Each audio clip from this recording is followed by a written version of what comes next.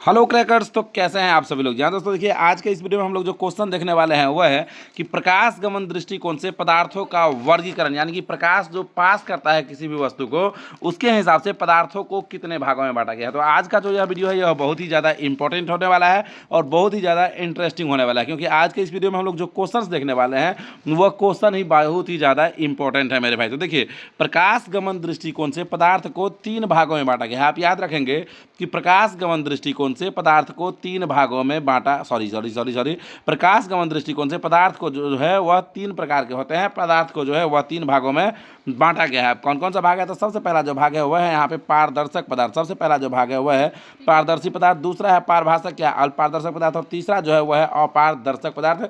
तो बारी बारी से हम लोग तीनों जो पदार्थ है, ठीक है ना, पारदर्शक पदार्थ क्या है, पारभाषी या अल्प पारदर्शक पदार्थ क्या है, या अपारदर्शक पदार्थ क्या है, बारी बारी से हम लोग तीनों प्रकार को देखेंगे। तो यहाँ पे देखिए, सबसे पहला जो प्रकार है वह है कि पारदर्शक पदार्थ क्या है। तो देखिए, इसका जो डेफिनेशन है यह आपको इसके नाम में ही मिल जाएगा। कैसे मिलेगा भाई नाम में? तो देखिए, यहाँ पे नाम को आप गौर से पढ़िए, और नाम को जो आप गौर से पढ़ेंगे तो आप देखेंगे कि नाम है पारदर्शक पदार्थ, यानी कि वैसा पदार्थ जिससे प्रकाश जो है वह पार कर जाए। तो इसका परिभाषा क्या बनाएंगे? इसका परिभाषा बनाएंगे कि वैसा पदार्थ या माध्यम जिससे होकर प्रकाश की किरण जो है आसानी से गमन कर पाती है, ठीक है ना। पारदर्शक पदार्थ हम लोग किसे कहेंगे? तो वैसा पदार्थ या माध्यम जिससे होकर प्रकाश का किरण यदि आसानी से गमन कर जाए तो उसे हम लोग पारदर्शक पदार्थ या पारदर्शक माध्यम कहेंगे। अब जैसे देखिए, कांच है, यह पदार्थ है, इससे होकर प्रकाश जाता है तो यह पारदर्शक पदार्थ हो जाएगा। हवा यह माध्यम है, इससे होकर प्रकाश पार कर जाता है। पानी माध्यम है, इससे होकर भी प्रकाश पार कर जाता है। पानी का पतला परत रहता है। तो ठीक है ना। अब देखिए, दूसरा जो प्रकार है वह है पारभासी या अल्प पारदर्शक पदार्थ। अब पारभासी या अल्प पारदर्शक पदार्थ क्या होता है?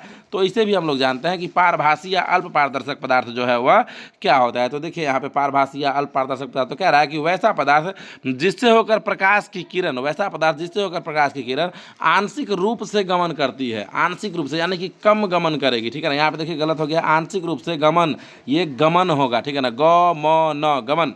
तो वैसा पदार्थ जिससे होकर प्रकाश की किरण जो है वह आंशिक रूप से गमन करती है, यानी कि कम मात्रा में गमन करती है, उसे हम लोग पारभासी या अल्प पारदर्शक पदार्थ कहते हैं।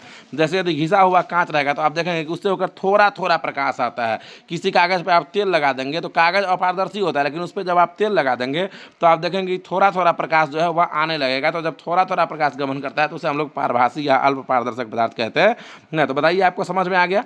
समझ में आ गया तो आप लोग जो है एक बार अपने अपने डिस्ट्रिक्ट का नाम, यानी कि अपने अपने जिला का नाम कमेंट कीजिए ना, कि आप बिहार के किस जिला से हमें देख रहे हैं। और वीडियो अच्छा लग रहा है तो वीडियो को लाइक करके चैनल को सब्सक्राइब कर लीजिएगा, ठीक है ना। अब देखिए, तीसरा जो प्रकार है वह है यहाँ पे अपारदर्शक पदार्थ। अपारदर्शक पदार्थ हम लोग किसे कहेंगे?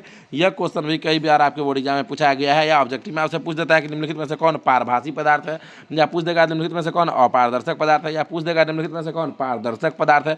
तो अपारदर्शक पदार्थ हम लोग किसे कहते हैं यह समझिए। यहाँ पे देखिए, कह रहा है कि वैसा पदार्थ जिससे होकर प्रकाश की किरण गमन करती ही नहीं है, यानी कि वह पदार्थ जिससे होकर प्रकाश का किरण गमन ही नहीं करेगा, यानी कि पार ही नहीं कर सकता है, तो उसे हम लोग अपारदर्शक पदार्थ कहते हैं। जैसे हम लोग हैं, हम लोग अपने पीछे में टॉर्च जला बदन से चिपका के, तो क्या टॉर्च का प्रकाश हमारे पार कर जाएगा? नहीं ना करेगा। तो हम लोग अपारदर्शक पदार्थ है। ईंट अपारदर्शक पदार्थ है, दीवार, ये सब क्या है?